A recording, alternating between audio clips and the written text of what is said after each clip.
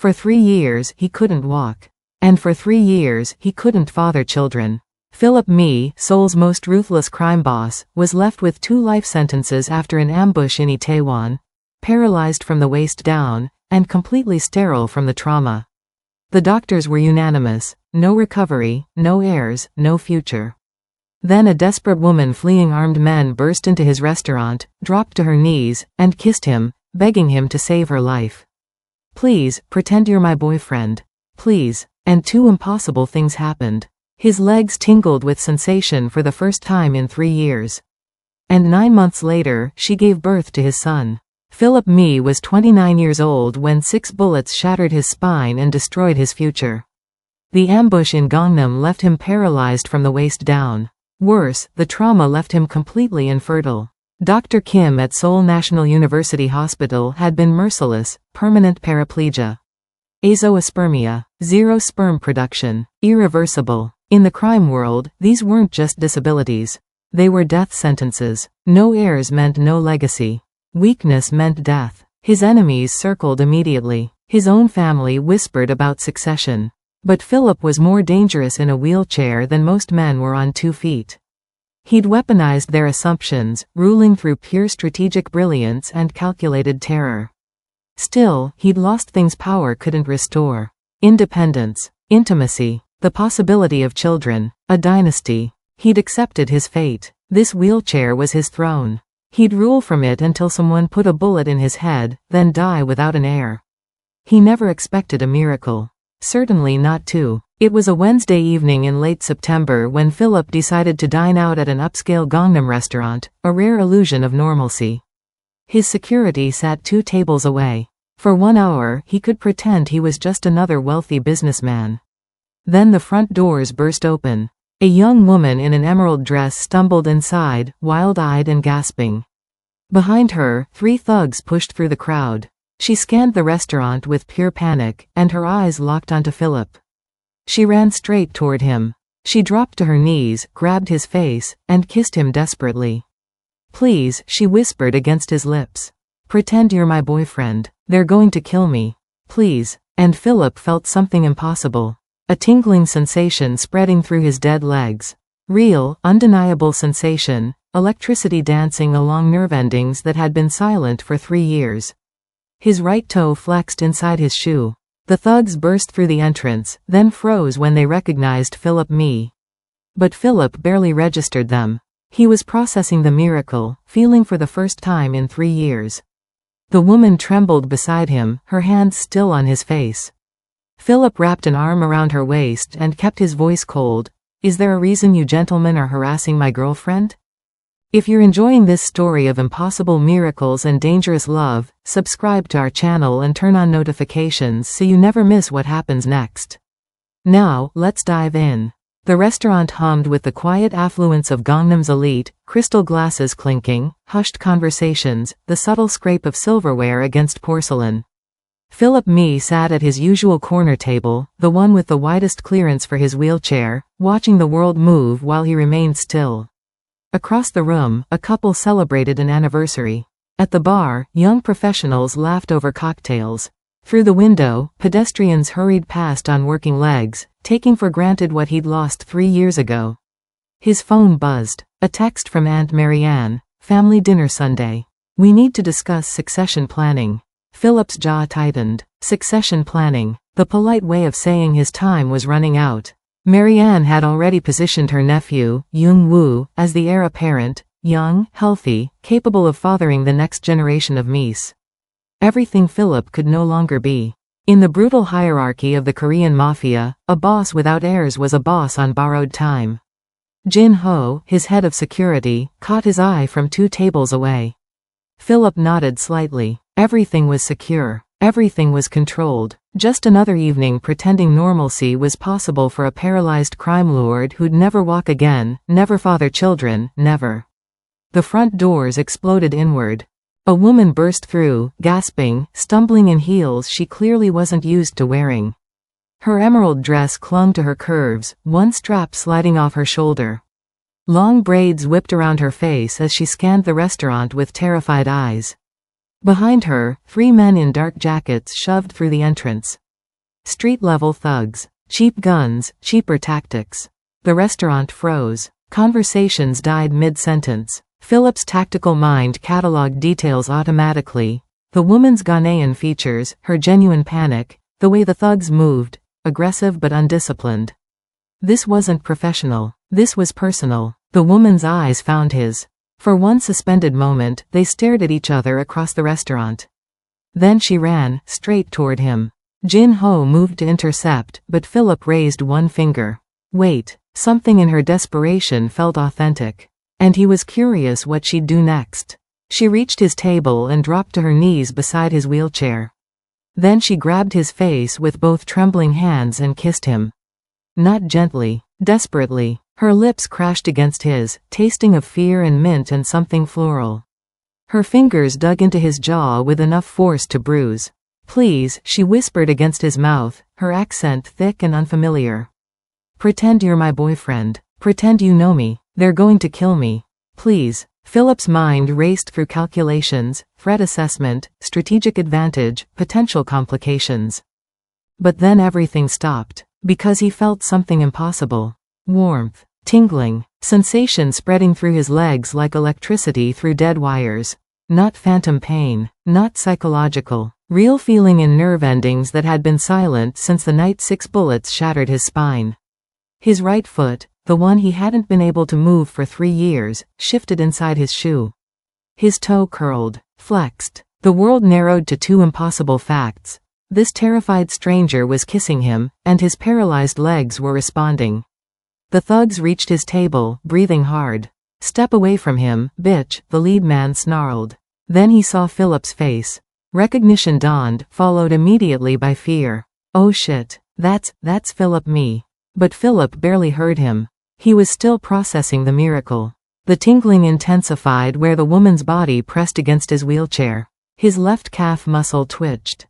3 years. 3 years of nothing. And now. The woman trembled against him, her lips still inches from his, her eyes pleading.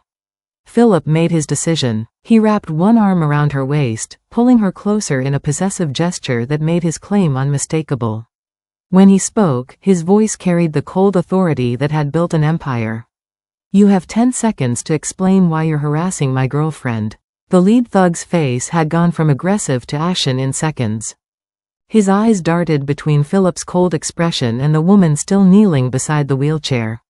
The other 2 thugs shifted nervously, hands moving away from their jackets. Mr. Me, we didn't know she was with you, the lead man stammered. There's been a misunderstanding. Philip's arm remained locked around Ollie's waist.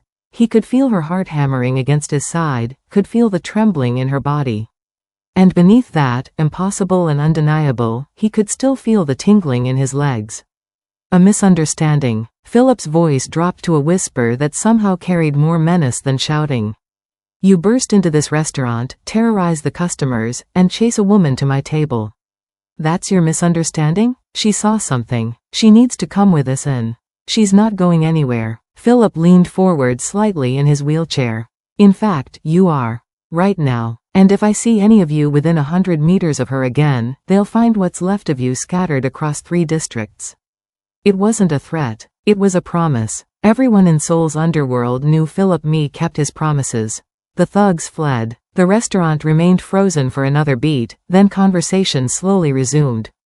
Diners pointedly looked away, pretending they hadn't witnessed anything. Jin-ho appeared at Philip's elbow, his hand inside his jacket. Sir? We're leaving. Bring the car around. The woman comes with us. Ollie pulled back, her eyes wide. Thank you, I can just. You can come with me, or you can wait for those men to regroup and come back with more friends. Philip studied her face, beautiful even in terror, with warm brown eyes that held surprising strength beneath the fear. Your choice. She looked toward the door, then back at him. Survival instinct won. Okay. The drive to Philip's compound in Hanam-dong was silent. Ollie sat rigid in the backseat, processing what had just happened. Philip watched her from his peripheral vision, still feeling the impossible warmth in his legs.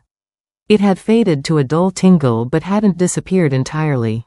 Jin-ho's jaw was tight with disapproval, but he knew better than to question orders. Inside the compound, a fortress disguised as a luxury estate. Philip dismissed his security and led Ollie to his private study.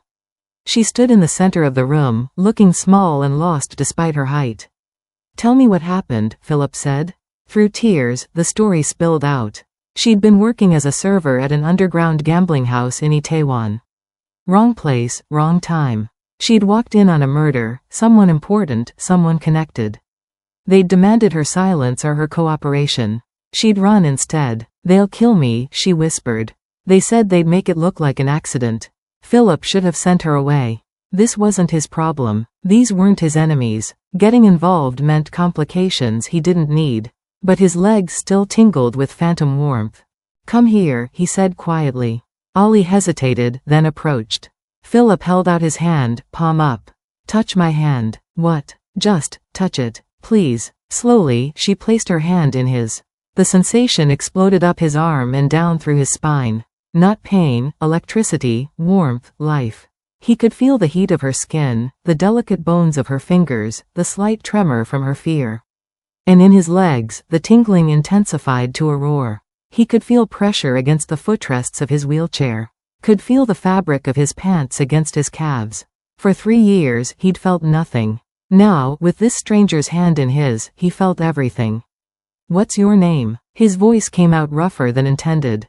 "Ollie. Ollie Sam. Ollie." Philip looked down at their joined hands, then back up at her confused face. "You're going to stay here. Under my protection. And you're going to help me understand what just happened." "I don't understand." "When you kissed me," Philip interrupted, "my legs moved. For the first time in 3 years, I felt something. And right now, holding your hand, I can feel everything." Ollie's eyes widened. That's impossible." "I know." Philip's grip tightened slightly. "But it's happening. So you're going to stay. And we're going to figure out why." By morning, Philip had made 2 phone calls. The first was to his most trusted lieutenant, Sung-ho. "There's a gambling house in Itaewon. Someone was murdered there 3 days ago. Find out who ordered it, and find everyone who wants the witness dead. And then, eliminate the problem, permanently." Sung-ho didn't ask questions. He never did. That's why he'd survived 15 years in Philip's organization. The second call was to his personal physician, Dr. Han. "I need you at the compound. Today. And bring every piece of equipment you used to test my spinal injury." Within 48 hours, Ollie's pursuers were dead, the gambling house was ash, and the man who'd ordered the original murder had fled to Japan. Philip's message was clear: the witness was under his protection. Anyone who touched her would disappear. But Philip's real focus wasn't on eliminating threats.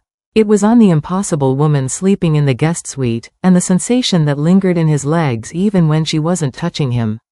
He found her at breakfast, dressed in borrowed clothes from his housekeeper, looking small and lost at the massive dining table. "The people hunting you are dead," Philip said without preamble. "You're safe." Ollie's coffee cup rattled against the saucer. "Dead? Did you want them alive?" No, she set down the cup. "Thank you." Philip wheeled closer. "I have a proposition. You stay here, in your own suite. Full protection, financial security, anything you need. In exchange, you help me conduct an experiment." "What kind of experiment?" "I want to understand what happens when you touch me." "Daily therapy sessions. Clinical. Controlled." He kept his voice neutral, as if he were negotiating a business contract and not asking this stranger to help him defy 3 years of medical certainty. "Will you do it?" Ollie studied his face. She was homeless, hunted, alone in a foreign country. He was offering safety and something else, a purpose. "Yes." The first 2 sessions were cautious. Ollie would place her hands on his legs while Dr. Han monitored Philip's neural responses. The equipment confirmed what Philip felt. Nerve activity where there should be none, muscle contractions that were medically impossible. But the 3rd session changed everything. Ollie knelt beside his wheelchair, her hands warm against his thighs. Philip closed his eyes, concentrating on the sensation, the tingling, the warmth, the impossible feeling of connection between his brain and his lower body. "Try to move," Dr. Han said quietly. "Don't force it. Just try." Philip focused every ounce of will on his right foot. For 3 years, this effort had produced nothing. Dead nerves. Silent muscles. His foot shifted. Not imagination. Not a spasm. Deliberate movement. His toes curled inside his shoe. His ankle rotated. "Oh my God," Ollie whispered. Philip's eyes snapped open. He stared down at his legs, his useless, paralyzed legs, and concentrated on his left knee. It flexed. Just slightly, but it moved. "I need to stand." His voice was hoarse. "Help me stand." "Philip, you shouldn't push," Dr. Hahn started. "Help me stand." Ollie moved instinctively, positioning herself in front of him, bracing her legs against his. Her hands gripped his forearms. Philip planted his feet, he could feel them, and pushed. For 3 years, his legs had been dead weight. Now, trembling violently, they supported him. Muscle and bone and nerve working together in a symphony he'd thought was forever silenced. He rose from the wheelchair. 6 inches. 12. 18. His legs screamed with effort, shaking so badly he thought they'd buckle. But Ollie held him, her eyes wide with wonder, and Philip stood. For 15 seconds, he stood on his own legs. Then the strength gave out and he collapsed back into the wheelchair, gasping, sweat pouring down his face. But he was laughing. For the first time in 3 years, Philip was laughing, because hope, that dangerous, beautiful thing he'd buried, was burning in his chest like wildfire. "We do this again tomorrow," he said, still breathless. "And the day after. And every day until I can walk." Ollie smiled, tears streaming down her face. "Every day." Within a week, whispers spread through the compound like wildfire. The paralyzed boss was standing. Walking, even, shuffling steps with support, but walking. Staff who'd served Philip for 3 years watched in disbelief as he moved from wheelchair to parallel bars, his legs trembling but holding. Dr. Hahn documented everything with clinical fascination. Unprecedented neural regeneration. Synaptic pathways reforming where scar tissue should have made it impossible. "I've never seen anything like this in 30 years of practice." But the miracle had a condition. Without Ollie present, Philip's progress stalled. His legs would stiffen, sensation would fade, and he'd be back to the wheelchair within hours. With her in the room, touching him, talking to him, simply being near, he advanced daily. 20 seconds of standing became 2 minutes. Shuffling steps became actual strides. The compound staff whispered about magic. Dr. Hahn muttered about unexplained bioelectric fields. Philip didn't care about explanations. He only cared that it was working. Then Aunt Marianne arrived. She swept into the compound with her usual entourage, her nephew Youngwoo trailing behind like a well-dressed shadow. Philip was in the therapy room, taking supported steps along the parallel bars with Ollie walking backward in front of him, her hands ready to catch him if he fell. "What is this?" Marianne's voice cut through the room like a blade. Philip paused, breathing hard from exertion. "Physical therapy. You've heard of it." "I've heard rumors. A foreign woman. Some sort of." Marianne's eyes raked over Ollie with unconcealed disgust. "What spell has she cast on you?" "Aunt Marianne. Emergency family meeting. Now." Marianne turned and left, expecting obedience. Philip looked at Ollie's worried face, then at the parallel bars. 3 weeks ago, he couldn't feel his legs. Today, he'd walked 10 steps. He transferred back to his wheelchair and followed. The meeting room filled with family, cousins, uncles, Marianne's faction. They stared at Philip with expressions ranging from curiosity to barely concealed hostility. "This woman," Marianne began without preamble, "appears from nowhere, and suddenly you're performing miracles?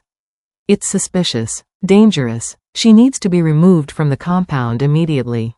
For security." "No." Philip's voice was quiet but absolute. "Philip, be reasonable. We don't know who she is, what she wants. I know exactly what she is. She's the reason I'm going to walk again." Young-woo leaned forward. "Uncle, surely you see how this looks. A stranger manipulates you through some unexplained means. What if she's working for our enemies? What if this is all? Then our enemies have given me back my legs."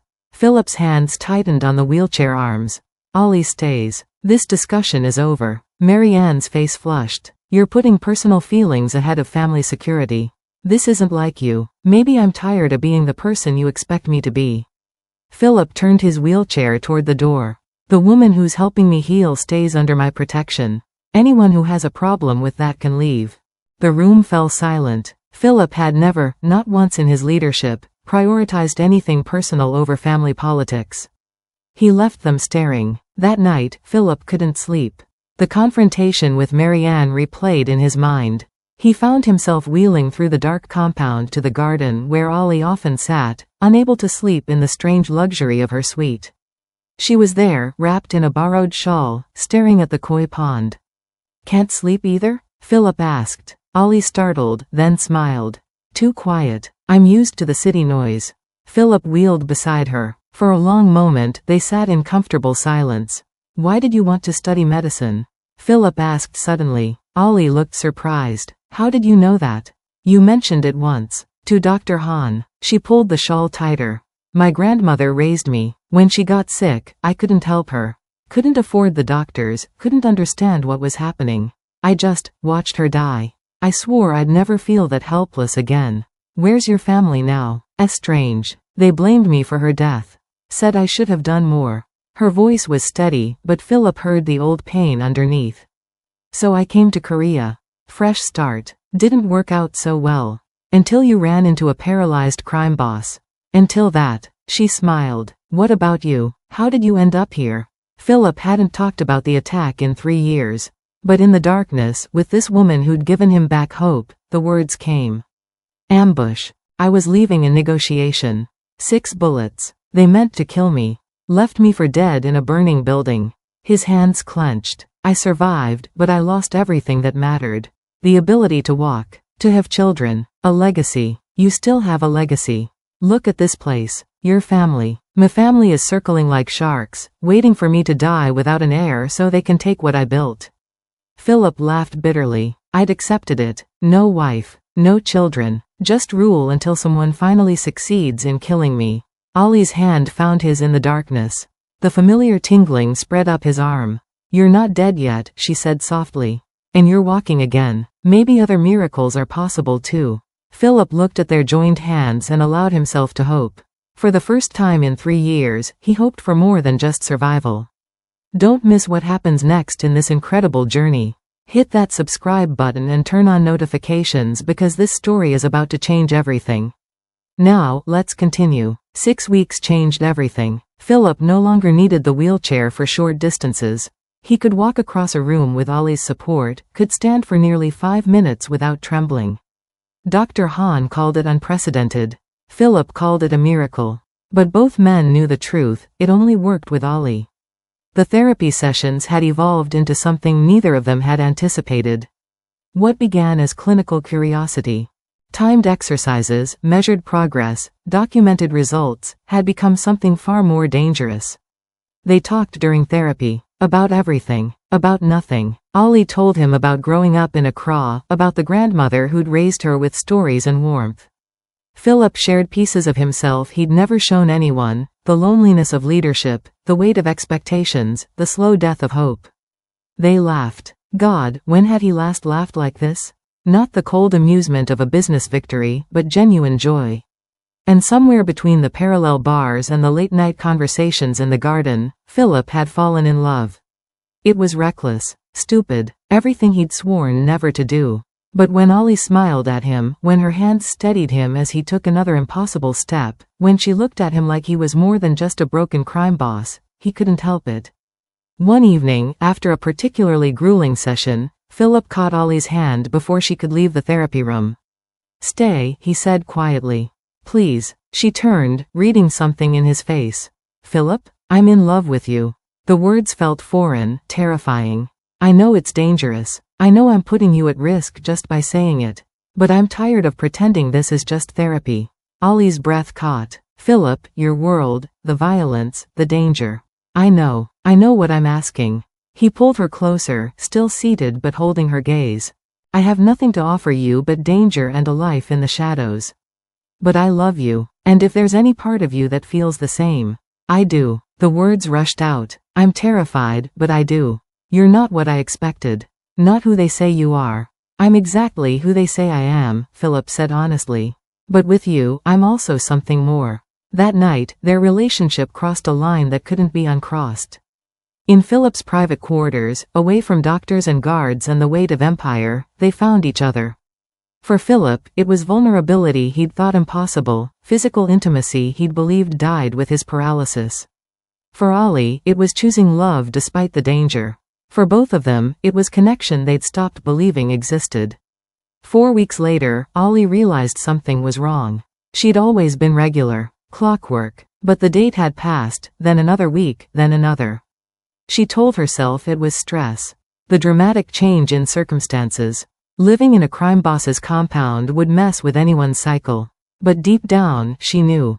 The pregnancy test sat on the bathroom counter of her suite like an accusation. 2 pink lines. Positive. Impossible. Ollie had seen Philip's medical records. Dr. Hahn had shared them during the early therapy sessions to establish baseline expectations. Complete azoospermia, 0 sperm production, permanent sterility from the spinal trauma and subsequent complications. This couldn't be happening, but it was. She found Philip in his study, reviewing territory reports. He looked up, and whatever he saw in her face made him dismiss his lieutenants immediately. What's wrong? Ollie closed the door, locked it. Her hands were shaking. I'm pregnant. The words hung in the air like smoke. Philip's face went completely blank, the same expression he wore during negotiations, when he was processing impossible information. He trailed off. The doctors said. I know what they said.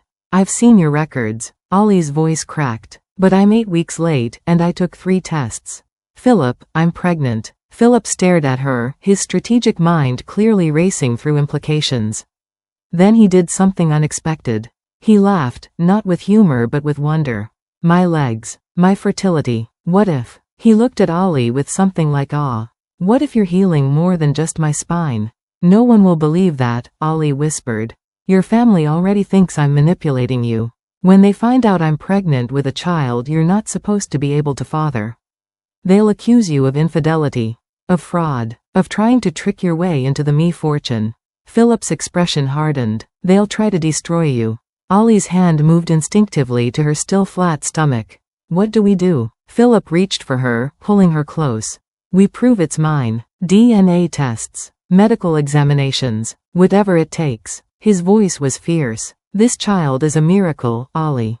Just like my legs. And I will protect you both with everything I have. But they both knew the truth. In a world where power was everything and weakness was death, an impossible pregnancy was the most dangerous miracle of all. Philip knew he couldn't keep the pregnancy secret. Not in a compound where loyalty was bought with information and every servant reported to someone. Better to control the narrative than let whispers fester into rumors. He called a meeting of his inner circle, his 5 most trusted lieutenants, Dr. Hahn and Aunt Marianne. The core leadership of the Me organization. Ollie stood beside his wheelchair, her hand in his, as he made the announcement. Ollie is pregnant. The child is mine. The silence that followed was deafening. Then Marianne laughed, sharp and cruel. That's impossible. Is it? Philip's voice remained calm. 3 months ago, I couldn't feel my legs. Now I walk. The doctors said that was impossible too. Walking is one thing. Marianne's face flushed with rage. You're sterile, Philip. Completely, permanently sterile. Every specialist confirmed it. This woman is either lying or carrying another man's bastard, and you're too blinded by whatever hold she has over you to see it. Sung Ho, Philip's most loyal lieutenant, shifted uncomfortably. Boss, with respect. The medical records are clear. Azoospermia, 0 sperm count. 3 different hospitals confirmed it. Before Ollie, Philip said. Everything the doctors said was impossible happened after she came into my life. So what? She's magic. Marianne's voice dripped with sarcasm. She's a witch who healed you and miraculously made you fertile? Or is the simpler explanation that she's a con artist who saw an opportunity and took it?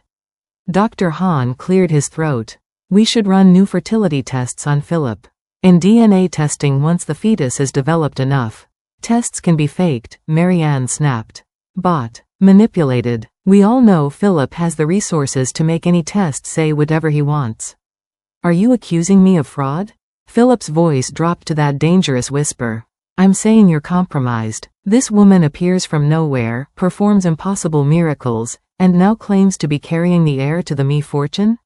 Marianne leaned forward. I demand a formal tribunal. Let the family decide if we believe this fairy tale. Philip should have refused, should have asserted his authority and ended the discussion.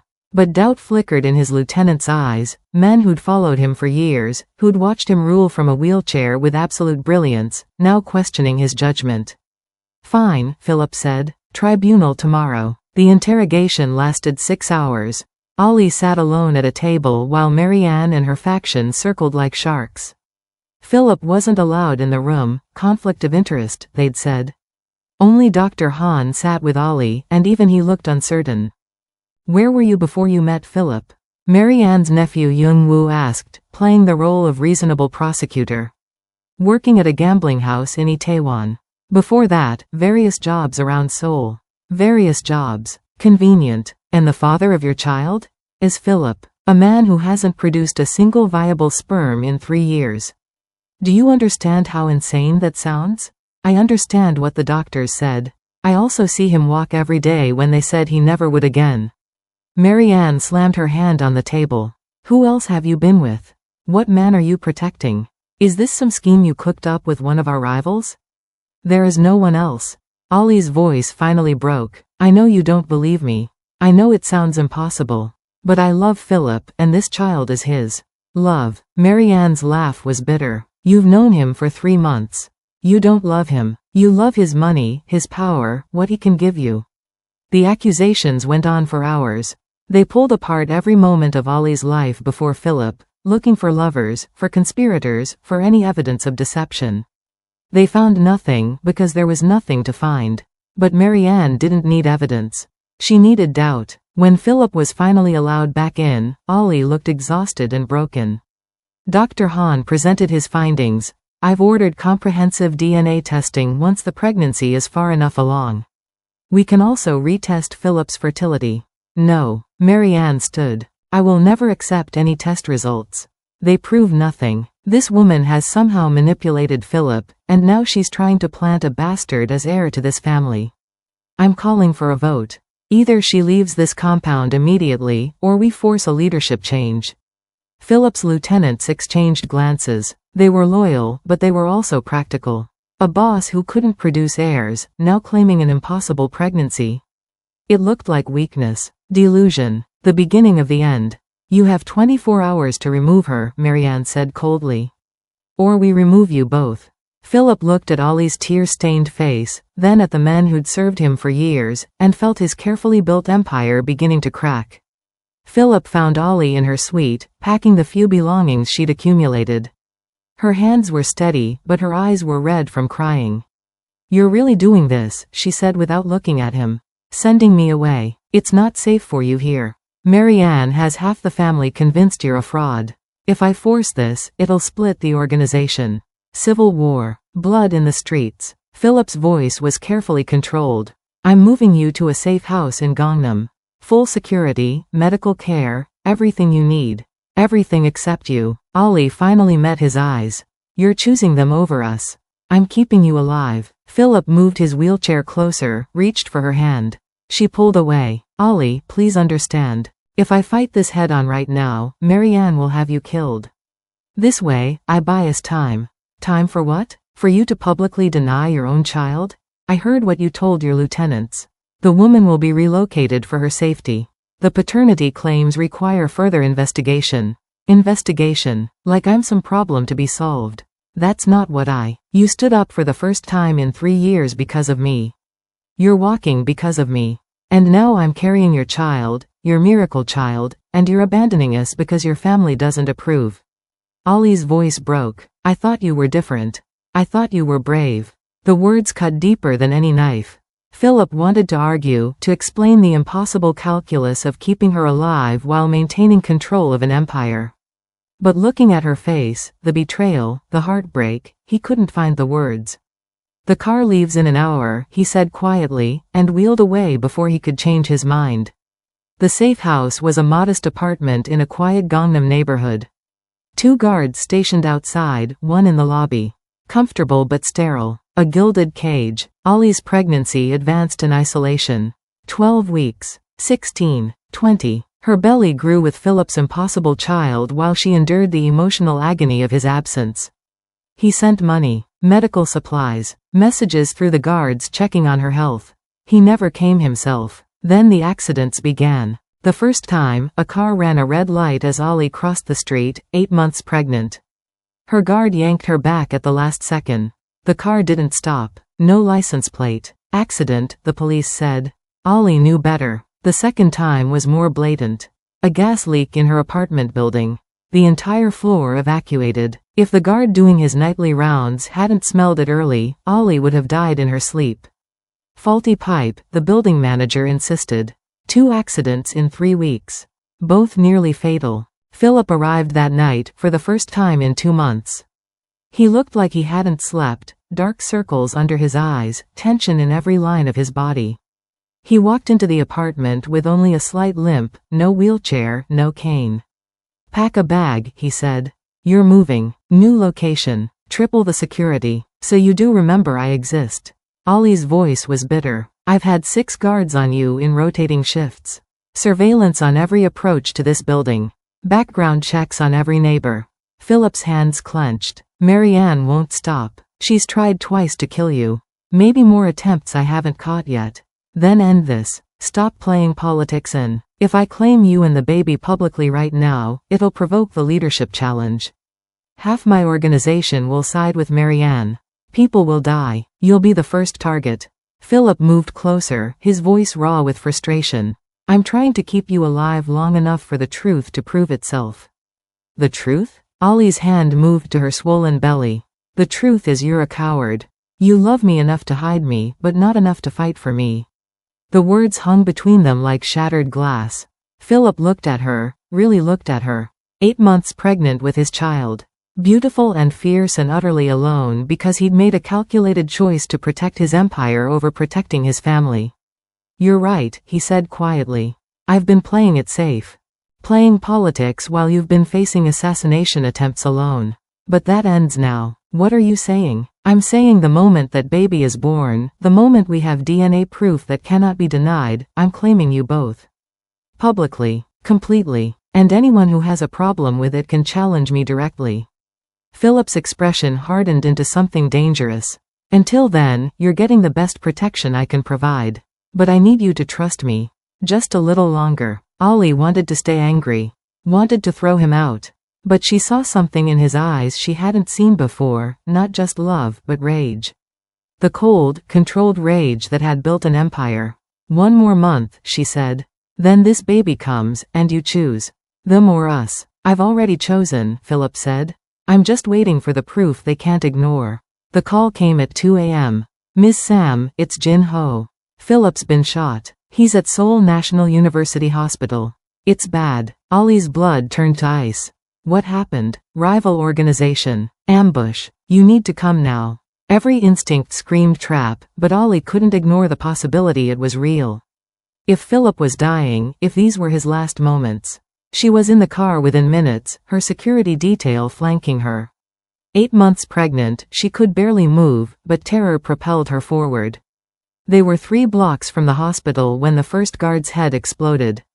The car swerved violently. More gunfire. The second guard slumped over the wheel. The car crashed into a barrier and spun into an alley, slamming into a warehouse wall. Ollie stumbled out, gasping, her hands clutching her belly. Armed men materialized from the shadows, 4 of them, professional, cold-eyed. "Nothing personal," the lead assassin said, raising his weapon. Then the first contraction hit. Ollie cried out, doubling over. "Not now. Not like this." But her body didn't care about timing. The stress, the crash, the terror, labor was starting whether she was ready or not. "Finish it," the leader ordered. The warehouse door exploded inward. Philip came through like a force of nature, not in a wheelchair, not with a cane, but running. Actually running. His face was twisted with rage and fear, and he moved with speed that should have been impossible for a man paralyzed 3 years ago. "Step away from her." His voice carried the authority that had built an empire. The lead assassin turned, shocked. "You're supposed to be dead?" Marianne's fake emergency was predictable. Philip didn't slow down. "She sent you, didn't she? She pays better than you." Another contraction ripped through Ollie. She screamed. The assassins raised their weapons. Philip did something that defied 3 years of medical certainty and 6 months of careful recovery. He ran straight at them. He closed the distance before they could process it, disarming the first with a brutal strike to the wrist.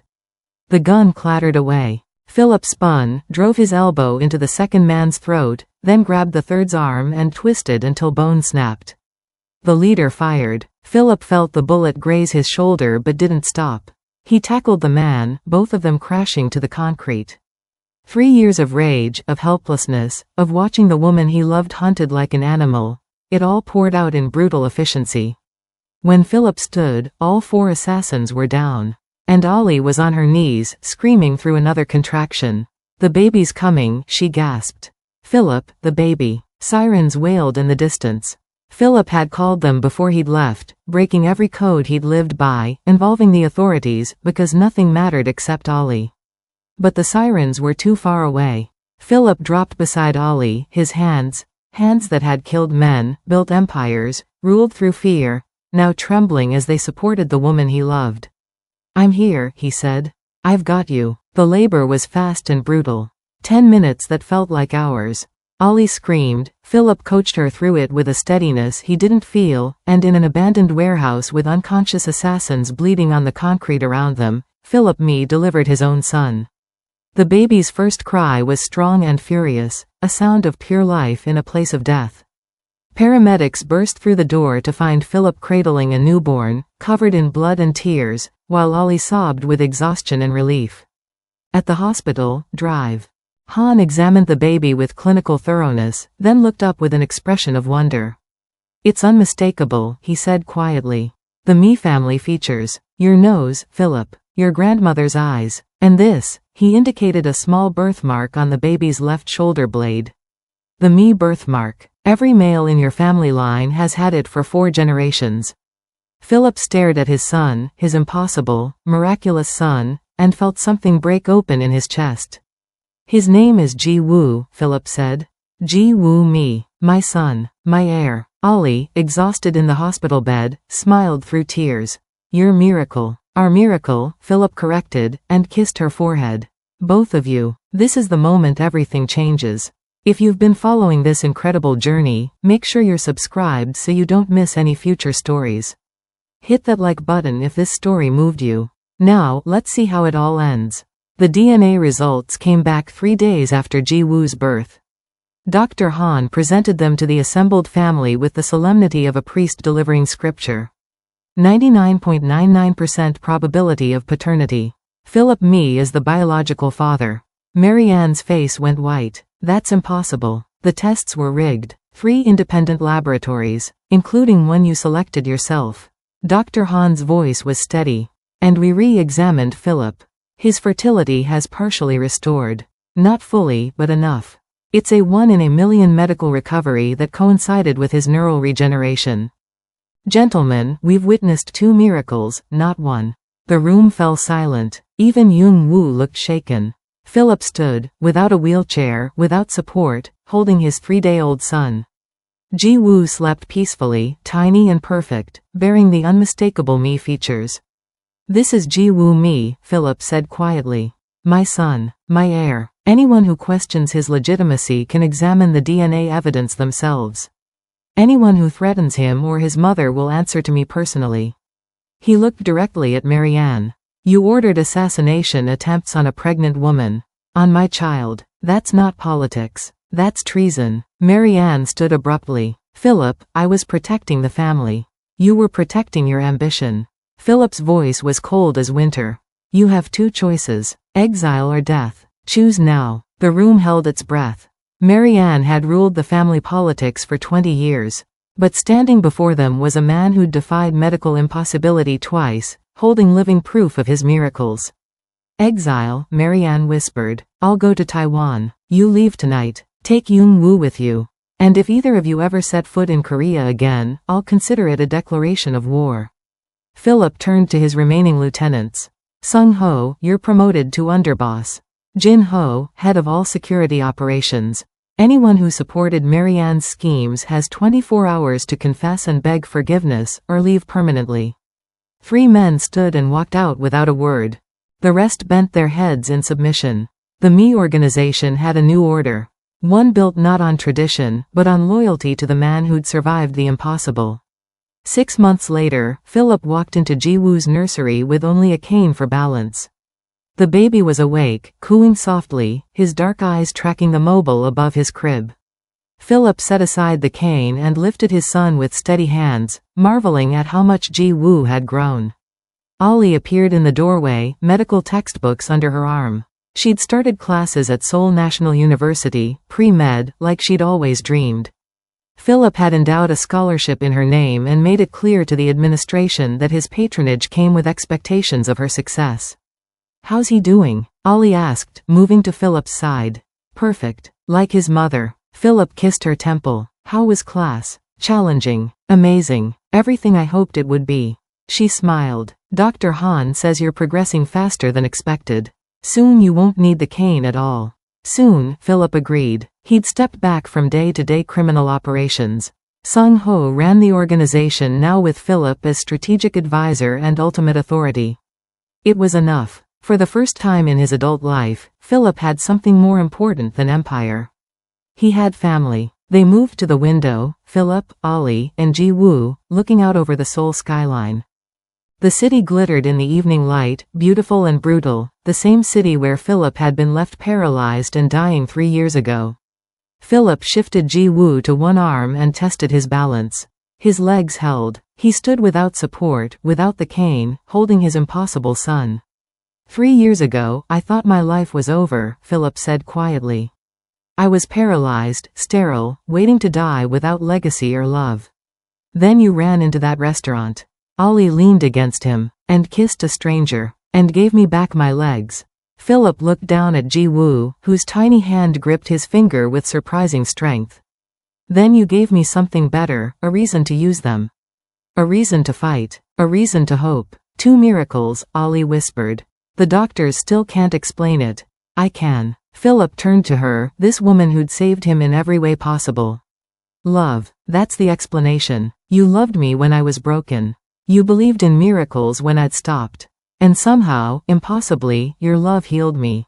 Ji-woo made a soft sound, and Philip smiled, a real smile, full of joy he'd forgotten existed.